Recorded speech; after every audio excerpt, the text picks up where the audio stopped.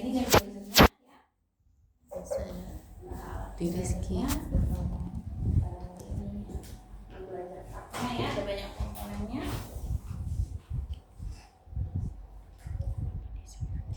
Ini covernya, nanti masukin obatnya lewat sini. Terus ini colongnya ya, colongnya. Nanti ini ada membedain bagian atas sama bagian bawah. Yang bagian bawah dia posisinya di tengah ya, yang atas posisi pinggir. Kadang kalau hujan kebalik gitu, nggak masuk pas karena kebalik ya. Nah yang biru ini adalah bagian yang paling pentingnya. Kalau ini nggak dimasukin nggak keluar uapnya ya, nggak jadi filter. Terus mungkin pas ujian dia dalam keadaan disassemble ya, jadi bisa mengassemble. Kemudian ini masker ada 2 ya. Jadi kalau ada kasus yang anak ya tadi pakai masker kecil, nggak usah pakai yang besar. Nanti masangnya ini di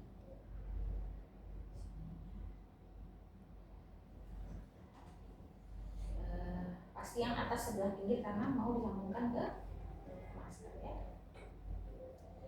Terus maskernya harus menutup hidung sampai ke. Kemudian ini selang nebulizernya.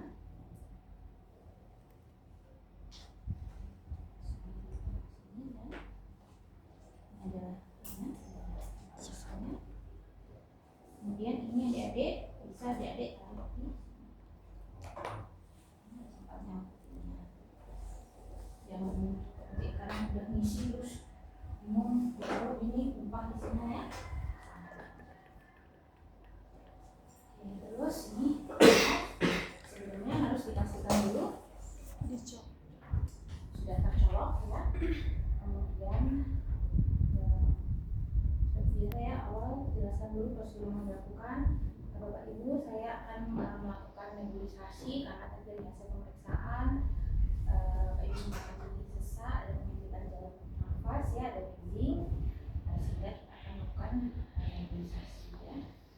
Kemudian taruh kompresor tempat yang kokoh, hubungkan dengan arus listrik, pastikan dia menyala dulu ya.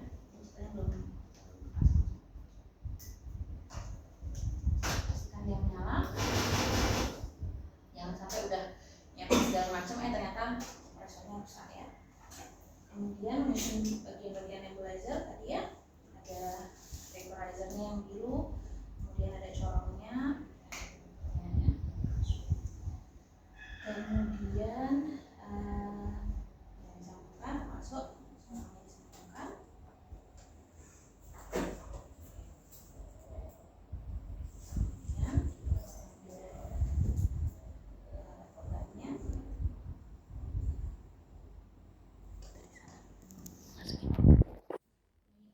Aslinya kalau masih utuh dia ada tutupnya, tinggal kita putar ya.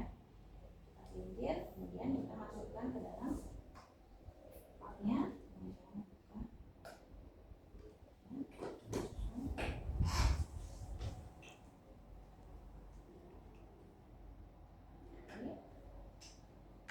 Kemudian isinya 2,5 ya, 2,5 atau 2 mili juga ya.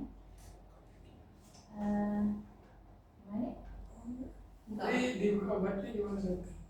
Bukan dia. Nanti kita lihat yang masih bentuk utuh ya, jadi dia ada tutupnya ke atasnya, sebenarnya diintil ya. Terus habis itu, oh ya kalau anak-anak itu dia pakainya separuh-separuh ya, jadi ambil ini full, naik 2,5 mili, ambil 2,5 mili, masukkan seperti tadi, dicampur dengan Aquades 2,5 mili juga. Kalau ini 2 mili, campur Aquades 2 mili juga ya. Kemudian hubungkan dengan mouthpiece. Oh iya, jadi ini ada yang namanya mouthpiece ya. Mouthpiece ini digunakan ketika pasiennya bisa mengikuti instruksi. Kalau dia sadar penuh, dia pasien dewasa ya.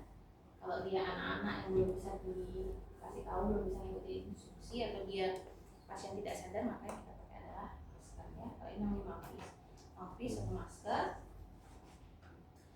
Kemudian minta pasien duduk tegak lurus atau sandaran badannya dinaikkan ya.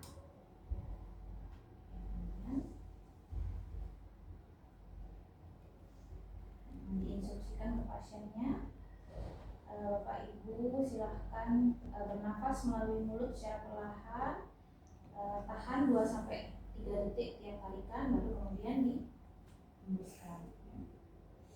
Lanjutkan sampai obat di cup habis sekitar 7-10 menit. Pasien sudah ngerti, baru kita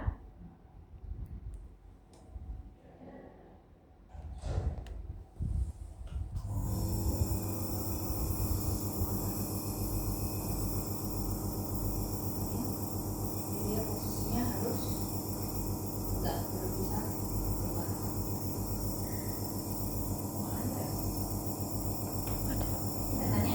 Ya. Nggak pasien, tarik nafas, tahan 2-3 detik, baru hembuskan ya. Sampai habis. Kalau nggak pakai kacamata nggak kelihatan.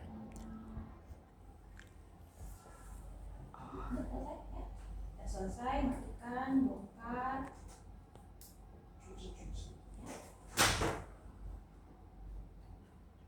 ya.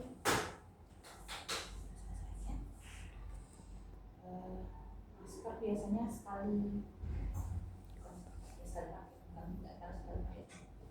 satu pasien ya, buat seluruh pasiennya bawa pulang aja. Kalau mouthpiece itu punyanya si nebulizernya, jadi kalau penggunaan di rumah gitu ya, cuma satu aja ini. Oke, gitu. Terus pasiennya pulang dengan membawa obat biasanya.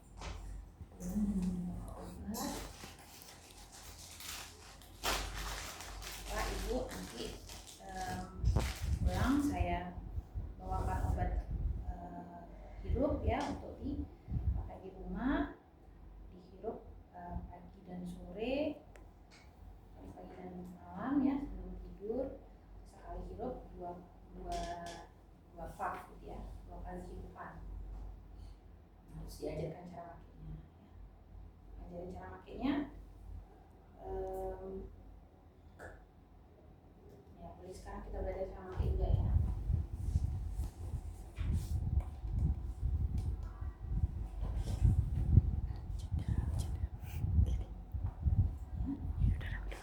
Checklist yang satunya, yang pertama nama obat. Ini nama obatnya adalah yang ini namanya Ventolin. Isinya adalah salbutamol. Ini adalah obat untuk melegakan jalan nafas. Ya. Oke, kemudian ini nama untuk sediaannya namanya DPI, Dry Powder Inhaler. Di dosisnya adalah 5 kali inhalasi 2 kali sehari. Tapi kalau misalnya sesak atau sebelum olahraga itu bisa dihirup lagi 2 kali ya, maksimal 6 hirupan dalam 24 jam. Kemudian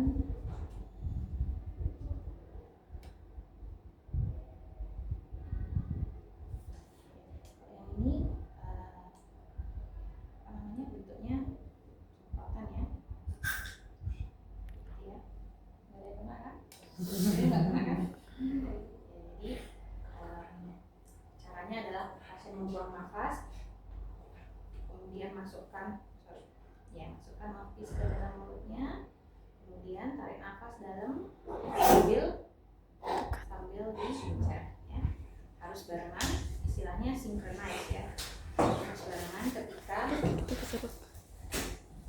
harus barengan antara mencetnya dan menghirupnya ya.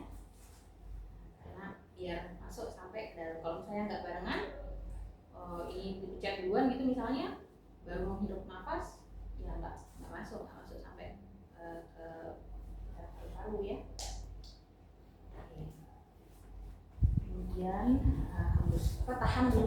disimpan sampai 10 detik ya. Sampai 10 detik, baru hembuskan perlahan. Setelah itu tunggu 30 detik baru menghirup yang kedua. Ya. Ya. Buang nafas, kemudian masukkan, pencet sekaligus tarik nafas dalam-dalam. Ya.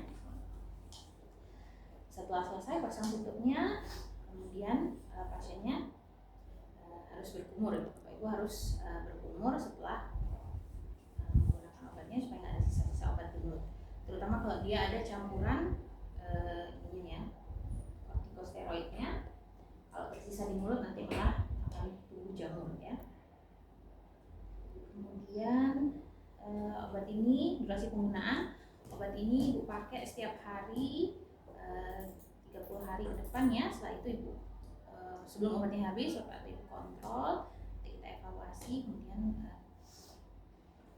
kita lanjutkan obatnya atau selanjutnya ya. Kemudian efek samping atau ketidaknyamanan ya. Tadi dia harus inspirasi kuat sambil pencet ya.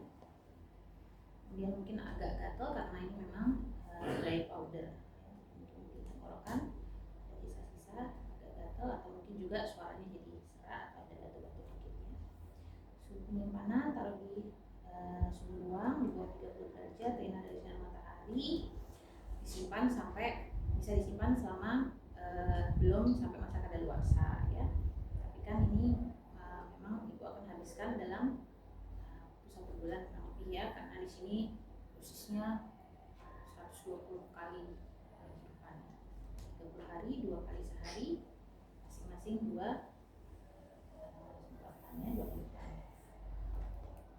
Hal lain yang perlu diperhatikan, cuci mouthpiece setelah digunakan, bersihkan mouthpiece. Ini bisa dilepas ya Dede. Lepas, mouthpiece bisa. Kalau ini habis, bisa beli isiannya aja. Isinya masih bisa digunakan. Apa lagi? Kalau dengan misalnya lagi sesak, udah menghirup ekstra dua puff gitu ya, tapi tidak membaik, maka Bapak Ibu silakan datang ke fasilitas pelayanan kesehatan terdekat ya. Oke, konfirmasi apakah pasiennya sudah paham atau enggak, kita minta pasiennya mencoba menggunakan konfirmasi Bapak Ibu gimana, sudah paham tadi untuk apa obat ini, kapan dihirupnya, aturannya kayak gimana, coba contohkan cara penggunaannya ya. Kemudian silakan kalau ada yang mau. Kenapa kok harus minta memastikan pasiennya mati? Ada yang pernah lihat episode House ya? Oh ya. Jangan sampai berarti yang tidak mengonfirmasi waktu itu ya.